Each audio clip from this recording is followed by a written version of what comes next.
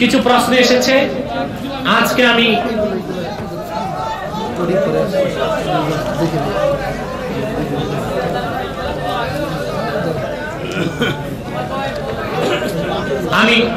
এক এক মিনিটে উত্তর দিচ্ছি, এক এক মিনিটে, ঠিক আছে? প্রশ্ন এসেছে 50-এর বেশি, কিন্তু প্রথম অগ্রাধিকার ভিত্তিতে যেগুলো আসছে এগুলো নিয়েছি, পরের গুলো নেই নাই। আপনার কাছ থেকে জানতে চাই, মাইকে কোরআন খতম বা ওয়াজ মাহফিল কি জায়েজ? প্রশ্ন। ওয়াজ মাহফিল তো জায়েজ, শুধু জায়েজ না, বর্তমানে ওয়াজিব মাইকে করা, বুঝেন নাই? কিন্তু মুতলাক তেলাওয়াত, শুধু কোরআন তেলাওয়াত মাইকে করাটা উচিত না, আদবের খেলাফ। তার কারণ, আপনাদেরকে প্রথম প্রশ্ন করি, ইমাম সাহেব যদি মাইকে নামাজ পড়ায়, মুক্তাদি যদি 1 লক্ষ লোক হয় আর মুক্তাদি যদি আধা মাইল দূরে ইমামের মাইকের আওয়াজে ইক্তেদা করে, নামাজ হবে না হবে না? হবে, হবে। ইমাম দাঁড়াইছে এখানে, আধা মাইল দূরে মুসল্লি, মাইকে ইমাম যদি নামাজ পড়ায়, তাহলে ইমামের আওয়াজ মাইকে শুনে, ইমামের মুখেরটা না মাইকেরটা শুনে মুসল্লি যদি রুকু সাজদা করে, নামাজ হবে না? কারণ মাইকের আওয়াজ ইমামের মূল আওয়াজ। ঠিক সেভাবে মাইকে যদি কোরআন কারীম খতম করা হয়, তাহলে তো আমরা সরাসরি তেলাওয়াতই শুনলাম। তা আল্লাহর হুকুম কি, তেলাওয়াত যখন হয় তখন কি করতে হয়? চুপ থাকা কি ওয়াজিব। وَإِذَا قُرِئَ الْقُرْآنُ فَاسْتَمِعُوا لَهُ وَأَنصِتُوا لَعَلَّكُمْ تُرْحَمُونَ।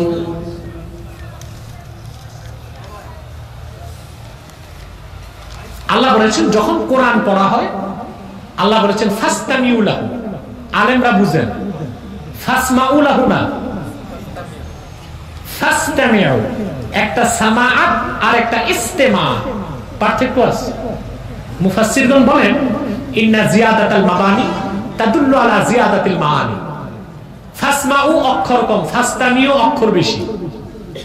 ফাসমাউ মানে শুধু শোনো, মনোযোগ দিয়ে না শুনলেও শোনা হবে। আল্লাহ এটা বলেছেন ফাসতামিউ লাহু, কোরআন যখন শুনবা মনোযোগ দিয়ে শোনো। ওয়ানসিতু, শুধু শুনলে হবে না, চুপ থাকো। আর মাইকে যদি কোরআন খতম হয়, কয়েক লক্ষ মানুষ শুনবে, তারা কি সব বসে শুনবে, না কেউ ঘুমাবে, কাজ করবে, ভাত খাবে? তাহলে এই যে লক্ষ লক্ষ মানুষ কোরআনের হুকুম মানতে পারলো না, এই দায় হবে কার? যে মাইকে মহাপবিত্র কোরআন কারীম মাইকে পড়ে এতগুলো মানুষকে গুনাহগার বানানো, এই দায় তার হবে। কথা বুঝতে পারছেন? তাহলে অবশ্যই মাইকে কোরআন খতম করলে কোরআনের ইজ্জত রক্ষা হবে না, এটা অধিক ফুকাহার মতে জায়েজ হবে না, কারণ কোরআনের হুকুম লঙ্ঘন হবে। শুধু কোরআন তেলাওয়াত, এটা মাইক ছাড়াই করা উচিত। ওয়াজ মাহফিল ওটা ভিন্ন বিষয়। রাসূল করিম সাল্লাল্লাহু আলাইহি সাল্লামের মিলাদ শরীফে মা বাবা ভাই বোন ও মুর্শিদের নাম নিয়ে কিয়াম করে, এটা একটা ভণ্ডামি, চরম বেদাত।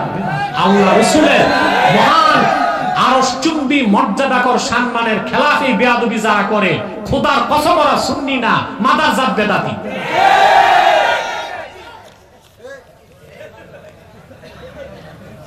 আমি গালি দিছি নাকি? মাদারজাত বেদাতি। একদল হচ্ছে মাদারজাত সুন্নি ওলি, আর একদল মাদারজাত বেদাতি, মানে এটা জন্মসূত্রে বেদাতি। আল্লাহর নাম থাকবে আল্লাহ রসুলের নাম, ওখানে পীর ফকির দরবেশ কারো নাম আসতে পারে না, চরম বেয়াদবি। সেটা মুনাজাতে হবে, মুনাজাতে 14 গোষ্ঠীর নাম, সমস্যা। সাদকা খেতে পারবে কারা? যে কোনো মানুষ, গরিব যদি হয়, মিসকিন যদি হয়, সে সাদকা খেতে পারবে। তবে আহলে বাইত যারা, তারা সাদকা গরিব হলেও খেতে পারবে না। আহলে বাইত কারা? আহলে ফাতেমা, আহলে আব্বাস, আহলে জাফর, তারা গরিব হলেও সাদকা খেতে পারবে না। এক ব্যক্তি কারো কাছ থেকে পুঁজি মূলধন নিয়ে কোনো বৈধ আয় ইনকাম করে, সে আয় হতে পুঁজি সরবরাহকারীকে একটা অংশ দিলে সেটা সুদ হবে কিনা? জি, যদি ঋণ নেয়, কথাটা বুঝেন ভালো করে। যদি এমন হয় যে আপনি 1 লক্ষ টাকা নিলেন, আপনি মধু নিলেন যদু থেকে, কার থেকে? যদু থেকে ঋণ নিলেন, আমি 1 লাখ টাকা দিয়ে ব্যবসা করি, আর যদুকে আপনি মাসে 3-4 হাজার টাকা দেন, এটা সুদ। এটা কি? কিন্তু আপনি তার সাথে যদি ব্যবসায়িক চুক্তিতে আবদ্ধ হন, হ্যাঁ, যদু মধুকে বললো আমি তোমাকে 1 লাখ টাকা দিলাম, আমার টাকা তোমার শ্রম, এটা বাইয়ে মুদারাবা, তুমি আমাকে লভ্যাংশের 10% দিবা। দেখা যাবে কোন মাসে 20,000 লাভ হয়েছে, আপনি 10,000 পাবেন, কোন মাসে 30,000 আপনি 15,000 পাবেন, কোন মাসে লস আপনি লস মানবেন, এটা জায়েজ। ব্যাংক থেকে টাকা আনতে গেলে কিছু অতিরিক্ত সুদ দিতে হয়। এখন আমার টাকার প্রয়োজন, তাহলে আমি কি করবো? আর এই টাকা দিয়ে যে সুদ দিতে হবে তার জন্য কি আমার গুনাহ হবে? অবশ্যই গুনাহ হবে। আপনি তো জেনে বুঝে ব্যাংকে গেছেন সুদে টাকা আনতে। সুদ গ্রহীতা কবিরা গুনাহগার, আর সুদ দাতাও কবিরা গুনাহগার। কোন অবস্থায় ব্যাংকের লেনদেন আপনি করতে পারবেন না। কিন্তু যদি আপনি এমন বিপদে পড়েন, বিপদ কতক্ষণ, যেমন আপনি না, এটা বলাও ঠিক না, তখন আপনারা সুদের হালাল করে বসে থাকবেন। সুদ হারাম তো হারামি।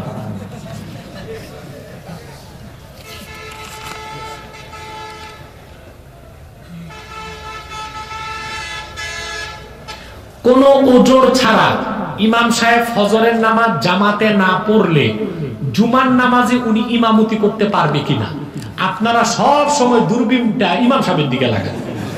মিয়া সাহেব এত বড় ওলি দরবেশ ইমাম সান, আপনি মুসল্লি কয় নাম্বার মুসলমান? ইমাম সাহেব গাউসুল আজমের মতো, কিন্তু নিজের খবর নাই, নিজে এক ওয়াক্ত নামাজ পড়ে না, নিজে পেশাব করে পানি নেয় না, দেখে ইমাম সাহেব ঢিলা কুলুক নিয়ে ভালাভালি করে কিনা, না দান কিন্তু পানি নাও না। আর ইমাম সাহেবটা দেখে উনি ঢিলা নিছে কিনা, নিয়ে আবার হাসছে কিনা 100 কদম, ফালতাল দিছে কিনা। কেন? ইমামের এত কিছু দেখার অধিকার তোমার কে দিচ্ছে? কথা বলেন। দেখার বেলা ইমামকে 16 আনা দেখে বেতন দেয় 4,000 টাকা, হ্যাঁ, তাও 6 মাস বাকি, ঠিক কিনা? আমি তো বলবো বাংলাদেশে মানবাধিকার সংস্থাগুলোর বিবেক নাই, বিবেক নাই, বিবেক নাই। ওরা কাফের, মুশরিক, বেঈমান, জাতি উপজাতি সবার জন্য কথা বলে, আমার নিরীহ আলেম ওলামার পক্ষে কোনো কথা তারা বলে না। আমি বলবো প্রত্যেকটি জামে মসজিদের ইমামের সর্বনিম্ন বেতন 10,000 টাকা দিতে হবে, বাজার খরচ দিতে হবে, বউ রাখার জন্য বাড়ি দিতে হবে, ঠিক না? সর্বনিম্ন কত? জামে মসজিদ কি আমি মুরব্বীদের বলে গেলাম, চেয়ারম্যান সাহেব আছে, আমি এটা আমার পরিচিত চেয়ারম্যান, জি, এই চেয়ারম্যান সাহেব আমাকে খুব ভালোবাসে। আমি সবসময় দেখি অন্যান্য জায়গায় চেয়ারম্যানরা এসে সালাম কালাম দিয়ে ভাগে, ওনার ভোট ঠিক করে চলে যায়। কিন্তু যতবার আমি পেয়েছি এই চেয়ারম্যান সাহেবকে মুনাজাত না করে যায় নাই, তাতে বুঝি শাহ আলম আমাকে ভালোবাসে, আমরাও তারে ভালোবাসি। এবং আপনাদের এমপি শাহনওয়াজ মিলাদ সাহেব আজকে আসার কথা ছিল, যদি আসতেন তো দেখতেন আমার সাথে মুনাজাত না করে নামতেন না। তিনিও প্রচন্ড আলেম ভক্ত একজন মানুষ, ঠিক কিনা? ব্যক্তিগত তিনি আমাকে শ্রদ্ধা করেন, ভালোবাসেন, আমিও তার জন্য অনেক দোয়া করি। যদি আমাদের মাঝে এরকম কিছু ভালো মানুষও থাকে, বাংলাদেশে কিছুটা হলেও ভালো কাজ আশা করা যায়, ঠিক কিনা? ইমাম সাহেবদের সর্বনিম্ন বেতন কত হওয়া উচিত? কমসে কম। রেশন ফ্রি, রেশন ফ্রি, তা আবার ফার্মের মুরগা চলবে না, দিলে দেশি দিবা। আর বউ রাখার জন্য কোয়ার্টার লাগবে, একটা ব্যবস্থা করে দিতে হবে, ঠিক কিনা? ইমাম সাহেব যদি কোনো কারণে ফজর নামাজ না পড়তে পারে, জামাতে একা তো পড়ছে, ঠিক কিনা? জামাত তরক করার কারণে বিশেষ ওজরে যদি হয় তাহলে কোনো গুনাহ হবে না, তিনি তওবা করে নেবেন। আর ওজর ছাড়াও যদি জামাত তরক করে একা একা পড়ে, তিনি কবিরা গুনাহগার হবেন না। আর কবিরা গুনাহ যদি একবার দুইবার কারো দ্বারা হয়, সে ফাসেক হবে না, বারবার হলে ফাসেক হয়। ফতোয়ার কিতাব ফতোয়া শামিতে এসেছে, লা ইয়াজুজুল ইক্তিদাউ খালফাল ফাসিক, ফাসিকের পিছে নামাজে ইক্তিদা করা জায়েজ নাই। ইমাম সাহেব শুধু জামাতে ফজর নামাজ না পড়তে পারার কারণে তিনি ফাসেক হন নাই, অতএব উনি জুমার নামাজ পড়াতে পারবেন, তার পিছনে নামাজ পড়তে কোনো সমস্যা নাই। ওই একই প্রশ্ন, মসজিদের মাইকে কি মৃত্যু সংবাদ এবং সরকারি টিকা ইনজেকশন দেওয়া জানানো যাবে কি? সুন্দর প্রশ্ন করছেন। আপনাদেরকে আমি প্রশ্ন করি, মসজিদে যেটা দেওয়া হয় ওটা মসজিদের জন্য ওয়াকফ হয়, কি হয়? মসজিদে জ্বালাতে যদি একটা মোমবাতি দেওয়া হয় ওটা মসজিদের জন্য ওয়াকফ। ফাতোয়ার কিতাবে এসেছে ওই মোমবাতি থেকে বাইরের মোমবাতি আগুন ধরানো জায়েজ না। তাহলে মসজিদে যে মাইক দান করা হলো ওটা মসজিদের জন্য ওয়াকফ। আজান, নামাজ, ওয়াজ ছাড়া, ইসলামী হামদনাথ সঙ্গীত ছাড়া ওই বল্টু চৌধুরী হারায় গেছে, তারপরে টিকা, ইনজেকশন, এগুলোর এলান করা আসলে মাকরুহে তাহরিমা, মাকরুহে। তবে যিনি মাইক মসজিদে দিবেন তিনি যদি দেওয়ার সময় চুক্তিবদ্ধ হন, মসজিদের কাজও হবে সমাজের কাজও, তাহলে জায়েজ হবে। বুঝেন নাই? ওয়াকফ করার সময় শর্ত যদি থাকে। কিন্তু এখন মানুষ তো বুঝে না, আপনার মৃত্যু সংবাদটা দেওয়া যাবে ওইটাও তো একটা ইবাদত নামাজে আসার জন্য। এই সারা বল্টু হারায় গেছে, বুঝলেন, তারপরে আপনার ছাগল পাওয়া যায় না, তারপরে টিকা দেওয়া হবে, হ্যাঁ, টাকা পাওয়া গেছে, এসব আজে বাজে এলান মসজিদের মাইকে দেওয়া আসলে জায়েজ না। আজান কি মসজিদের ভিতরে দেওয়া যাবে? খুতবার আজান কি মসজিদে দেওয়া যাবে? জি, খুতবার যে আজান মিম্বরের সামনে দিবেন এটা হযরত ওসমান রাদিয়াল্লাহু তাআলা প্রচলন করেছেন। আর হযরত ওসমান ছিলেন খোলাফায়ে রাশিদিনের একজন। তিনি যখন এই আজান মসজিদের ভিতরে চালু করলেন, প্রচুর পরিমাণ সাহাবী উপস্থিত ছিলেন, তারা হযরত ওসমানের কাজের বিরোধিতা করেন নাই। এজন্য এটা ইজমায়ে সাহাবা হয়ে গেছে, এটা জায়েজ, কোনো সমস্যা নাই। নামাজের ইমামতের সময় মুসল্লিগণ কোন সময় দাঁড়ানো উত্তম? উত্তম নয়, সুন্নাত হচ্ছে একামতের পরই দাঁড়াতে হবে, আর বেশি সওয়াব হাইয়া আলা সালাহ বললে দাঁড়ানো। এই ব্যাপারে আমার লিখিত ফতোয়ার কিতাব আছে, আপনি ইন্টারনেটে যে পিডিএফ বের করে পড়তে পারবেন। ফতোয়া শামিতে আসছে ইয়াজুজুল ইমামু ওয়াল মুক্তাদি ইনদাল হাইআলাতাইন ইনদা উলামাইনা সালাসাতি ইল্লা যুফার। আমাদের তিন ইমাম আবু হানিফা, মুহাম্মদ, ইউসুফ, তিনজনের মতে হাইয়া আলা সালাহ বললে ইমাম মুসল্লি দাঁড়াবে, এর আগে দাঁড়াবে না। জানাজা নামাজের পর দোয়া করা জায়েজ কিনা? জি, জায়েজ আছে, আপনি করতে পারবেন। কাতারটা ভেঙে ফেলবেন, একটু দরুদ সালাম পড়ে সূরা ইখলাস, সূরা ফাতিহা পড়ে একটু দোয়া ইসালে সওয়াবের নিয়তে করে দিতে পারবেন।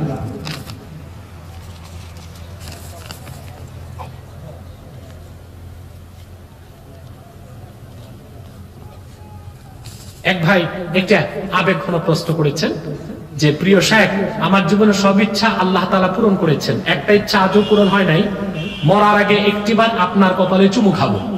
আমি তোমাকে বলবো তুমি একা চুমু খাইলে অনেকে চুমু খাওয়ার লাইন ধরবে, তখন ওই পীরের অবস্থা আমার হবে।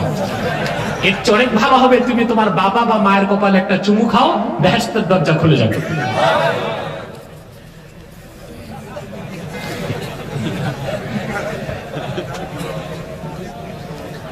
লাইভ টক শোতে আপনি নাস্তিকদের যেভাবে ধোলাই করেছেন তার জন্য আপনাকে মোবারকবাদ। আমরা আশা করি আপনি প্রতিটি সময় নাস্তিকদের বিরুদ্ধে এরকম হক কথা বলে যাবেন। আমি আপনাদের দোয়া চাই।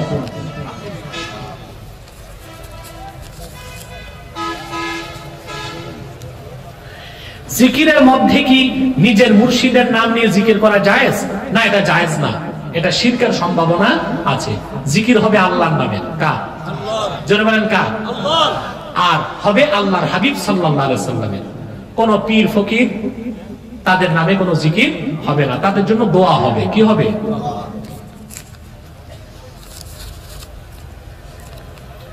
ওরস নাম দিয়ে ওলিদের মাজারে গান বাদ্য করা, এটা কি জায়েজ? আরে ভাই, ওরস অর্থ কি এটা বুঝতে হবে। ওরস, আরুস, এগুলো হচ্ছে খুশি, আনন্দ। আপনি বিয়ে করে যে প্রথম রাত কাটাইছেন না, ওটা তো আপনার ওরস হয়েছে, বুঝলেন না? ওটা কি হয়েছে? হাসলেন কেন? এই যে ভাষণ না, এটা ওরস, এটা কি? এটাকে বলা হয় নাউমুল আরুস। নাউমুল আরুস, সুবহানাল্লাহ। এই রাতের মূল্য যে কি সে তো বিবাহিতরাই বুঝে, অবিবাহিতরা বুঝবে না। চমচম যে খাইছে সে চমচমের মজা বুঝে, ঠিক কি না? অন্য কোন রাতে। আচ্ছা, প্রশ্নটা দেখি, বাকি প্রশ্নগুলো কোথায়? তো কথা হচ্ছে উর্স বলা হয় আনন্দকে। কিসেকে? হ্যাঁ, আচ্ছা, আনন্দকে বলা হয়।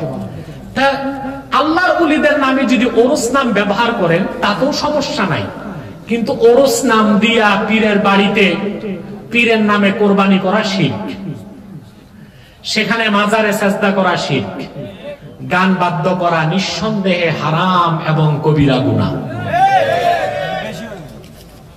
কোথায় প্রশ্ন? হ্যাঁ, আচ্ছা তোমাকে আমি সুযোগ দিচ্ছি, তুমি আমার, আচ্ছা অনেকের প্রশ্ন না,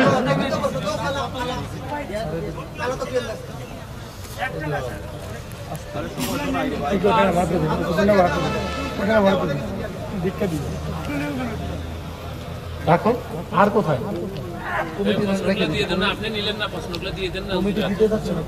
সে যাই হোক, কমিটির মতামতের বাইরে আপনাদের যাওয়া উচিত হবে না। তবে জরুরি কোনো প্রশ্ন থাকলে মুখে একটা করে নেন, একটা প্রশ্ন দিয়ে দাও না, তাদের পক্ষ থেকে মনটা খুশি হয়ে যাক, একটা দাও।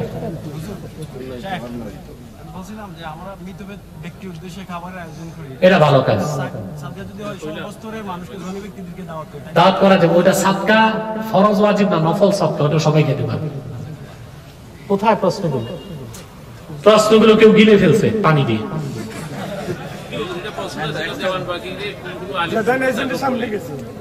দেখি না, দেখি এটা, দেখি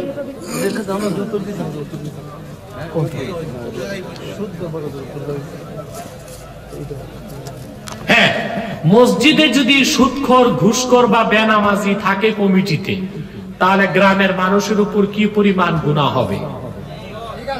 এক, মসজিদ কমিটিতে বেনামাজিকে রাখবেন, সমস্যা নেই, তবে মূল পদ দিবেন না, সভাপতি, সেক্রেটারি, কোষাধ্যক্ষ বানাইবেন না। এই পদ বেনামাজির দিলে আপনি তলাবিহীন ঝুড়ি পাবেন কমিটিতে, এই ঝুড়ির তলা থাকবে না, টাকা যাবে বেনামাজির ঘরে। তবে অন্যান্য সদস্য পদ বেনামাজিকে দিবেন, নামাজিদের সাথে উঠতে বসতে সে এক সময় নামাজি হয়ে যাবে। ঠিক সেভাবে সুদখোর, ঘুষখোরকেও কমিটিতে রাখবেন, তাদের অনুদান নিবেন না, এই জন্য রাখবেন ভালো মানুষের সাথে চলতে চলতে এক সময় তারা হেদায়েত পেয়ে যাবে। বাস, আজকে আর নয়, ইস্তেগফার পড়েন, সূরা ফাতিহা পড়েন, সূরা ইখলাস পড়েন। আচ্ছা আচ্ছা, ঠিক আছে, ঠিক আছে। ফুলতলির মরহুম পীর সাহেব রহমতুল্লাহ কিছু আশেক, তারা যুবকরা মিলেই এই সমিতিটা করেছে, কমিটিটা করেছে। প্রবাস থেকে তারা প্রচুর টাকা পয়সা পাঠিয়েছে, দেশেরও অনেকে টাকা পয়সা দিয়েছে। তাদের জন্য মন ভরে দোয়া করবেন, আল্লাহ পাক যেন তাদেরকে কবুল করেন। আমাদের চেয়ারম্যান সাহেবের স্ত্রী অসুস্থ, তার জন্য দোয়া করবেন। দেরি হয়ে যাবে, আচ্ছা বলে দাও মাইকে। আর 30 সেকেন্ড, 30 সেকেন্ড, বাস, মাত্র 30 সেকেন্ড বলে দাও।